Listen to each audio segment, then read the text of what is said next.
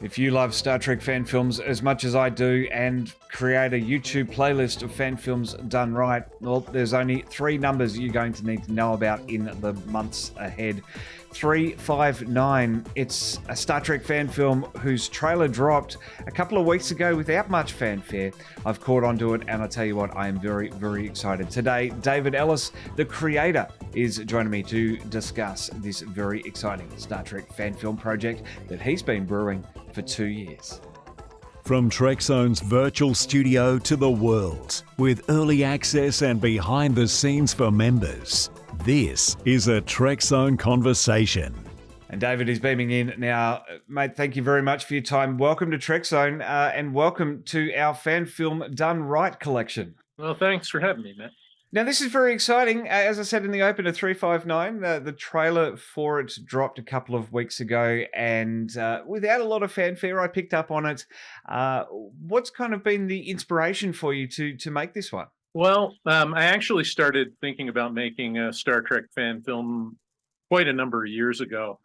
I used to be a video game designer, and I worked on a game with Vic Mignogna, who did some voices for one of our games. And he invited me down to what is now Neutral Zone Studios to watch them film a couple of episodes of Star Trek Continues while it was still in production. And that is only about 6 hours from me. So I thought, wow, I think this is a great plan. I'm going to have to make my own Star Trek fan film. And when Ray took over down there, I started thinking about ideas.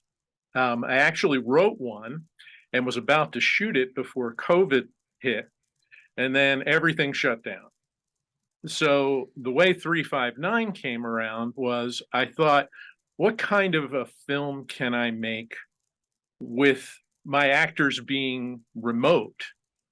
And still, make a cool Star Trek fan film. So I wrote one that takes place as a conversation between people who are survivors of Wolf 359 in their individual escape pods. We were all on Zoom meetings and Microsoft Team meetings throughout COVID.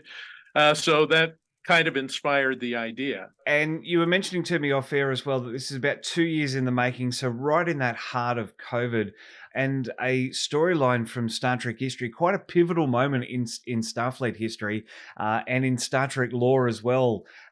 So a kind of a rich, untapped vein to dive into as well. Yeah, that's what I thought too. And it turned out that I was originally planning to shoot the whole thing over Zoom.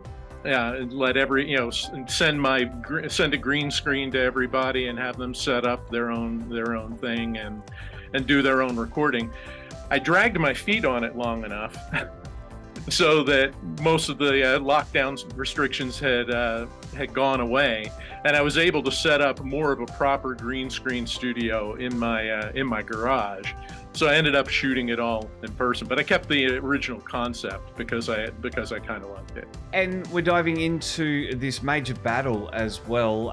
And I think this is the best part about Star Trek fan filmmaking, is that we always find a way to tell large-scale stories without too much of a budget, without too many big sets, which some people kind of struggle with a little bit, I guess. For you, setting everything in escape pods, quite a smart move. Yeah, it was a way to not have to build any sets, which was a really cool idea for me, both from a budget standpoint and from an ease of shooting standpoint.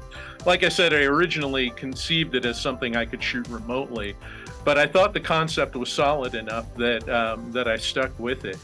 I had Sam Cockings do my virtual backgrounds for me, so it looks terrific. I was over the moon really when I saw the graphics come in from Sam, and it really worked out. Really makes you feel like you're in these intimate little environments with the characters. And because of that small setting, because they're all in escape pods, it gives it a kind of intensity that you wouldn't have if you had bigger sets. Everybody's together, but they're still isolated. So that's kind of kind of a cool feel, and it really plays into the story well. Now, I don't want to spoil anything for anyone, especially for myself. We're obviously setting in the escape pod, so we're in the aftermath of the battle. But are we going to see any of the battle? No. We are. The story picks up sometime after the battle. Around between the time that the battle ends and the Enterprise arrives. An incredible time in that moment as well. I mean, it's a valid point. We know the battle. We've seen it in Deep Space Nine. We saw it in The Next Generation as well. That aftermath as well, with the Enterprise coming in to the system and seeing all those destroyed ships as well. And we never really got a true sense of the personal toll of all of that. So I guess we're going to see that here with quite a character-driven story from you.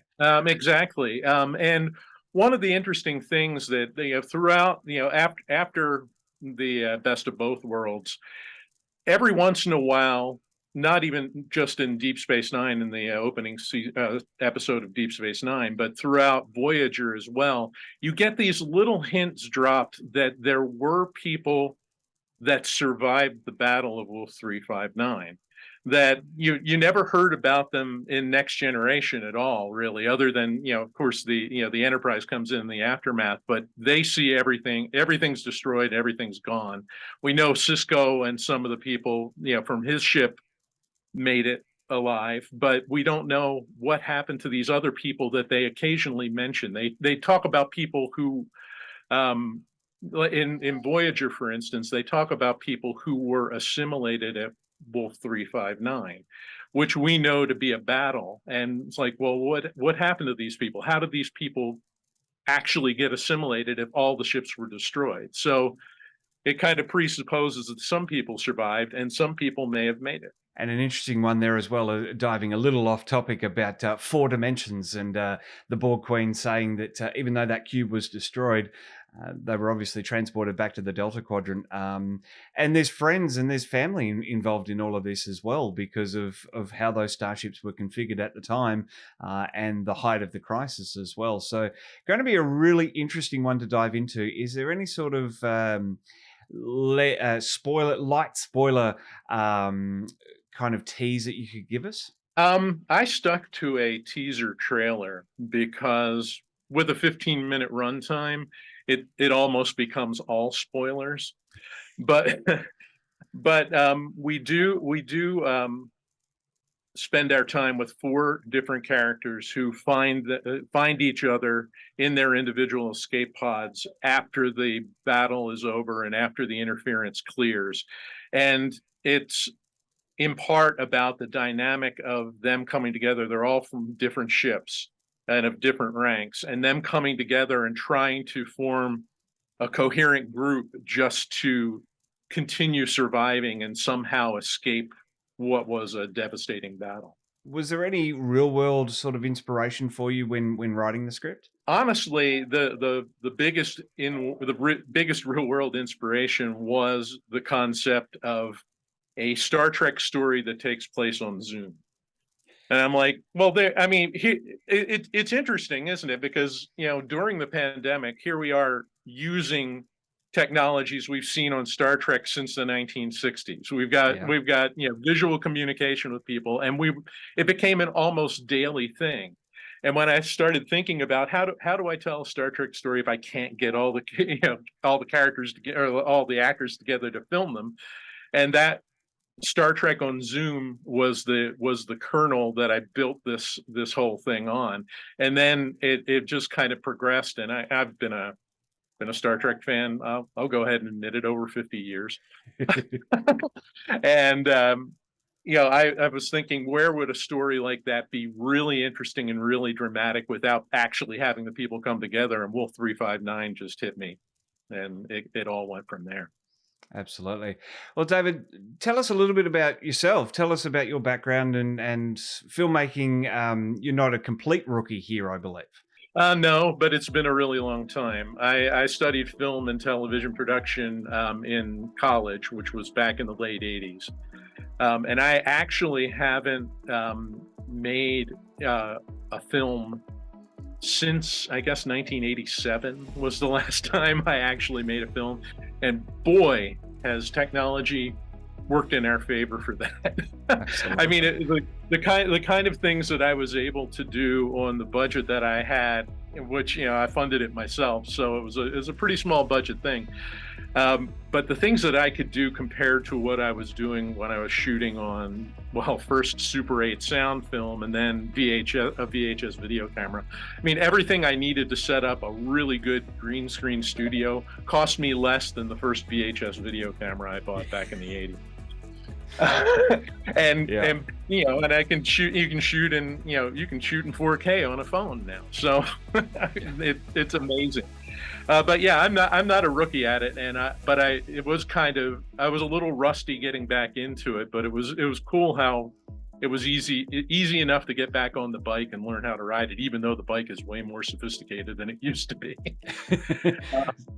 But yeah, after that, the closest I came to actually becoming a filmmaker really was to become a video game designer, which I did for over 20 years.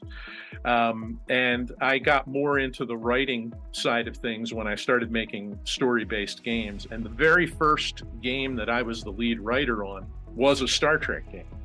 It was Star Trek Klingon Honour Guard, which came out, I think was released in 1997. And probably one of the biggest compliments I've ever gotten in my career was that our producer at Paramount, when we were working on the game, said, "The person you've got writing this really knows how to write Star Trek." And I was like, wow, I could die happy tomorrow. Not to mention that I was able to call my mom and say, remember when you told me all that time that I was wasting watching Star Trek would have been better spent studying or something? Well, I'm a writer now, and I just wrote Star Trek. I got paid to write. So brilliant. I love it. Are there any other Star Trek titles to your credit? No, that was the only one, unfortunately. We actually pitched a couple of other ideas to Paramount, but we never got approval on any of them. They were really happy with Klingon Honour Guard. It was cool because they actually, when we proposed it, we kind of went out on a limb. We wrote some Klingon history, and back in the 90s, especially, Deep Space Nine and Voyager were still in production when we made the game. And they were very protective of the license. But they, when they read our story and read the script that I wrote, they were like, "We normally wouldn't let people do this, but this is good, so we're going to let it go." So I actually got to write some pretty cool Klingon history in that game. And then after the game was released, we got to go to Paramount and tour the Deep Space Nine and Voyager sets. Nice. Yeah, that was amazing. That was absolutely amazing. One of our producers was like, "Dave, you're gonna see these sets, and they're just plywood, and and I'm like, "Dude, I know." But you don't know what it means for me to be able to walk on these sets, to sit in the captain's chair of the USS Defiant. I mean, you don't know what that means to me as a Star Trek fan since I was 7 years old. Love it. And such a great time as well for Star Trek, that late 90s era, with plenty in production, all those games coming out as well. I'm playing Bridge Commander at the moment on Trekzone Plays. Just that time. I just wish I was a little older. I was only 11 in 97, so would have been nice to have been older to appreciate it a lot more. But I guess we're sort of getting that again now with everything that's in production at the moment. I just wish that there were some games coming out as well. Yeah, it would be a really cool time to be in a game studio and be able to pitch a Star Trek game, because there's, man, as rich as the Star Trek landscape was then, story wise, it's blown wide open now. What I wouldn't give to work on a Strange New Worlds game, or better yet, a Lower Decks game. Yes. A lot of comedy involved in that. I reckon there'd be plenty of demand for it as well. David, I would be remiss in letting you go without mentioning your background. Speaking of Star Trek games, you have 4 pinball machines behind you as well. How did they come into your collection? Well, back in, I guess it was the late 90s, I realized that people actually collected arcade games. It was new back then, and before the internet was big, there was no way to really connect to communities. But a friend of mine actually had the Star Trek, I think it was 1982 Star Trek Sega video game from the arcade video game, and he sold it to me. He was moving across the country. He didn't want it anymore. So that was my dipping my toe into the arcade game collecting thing, and it just exploded after that. You can't have just one.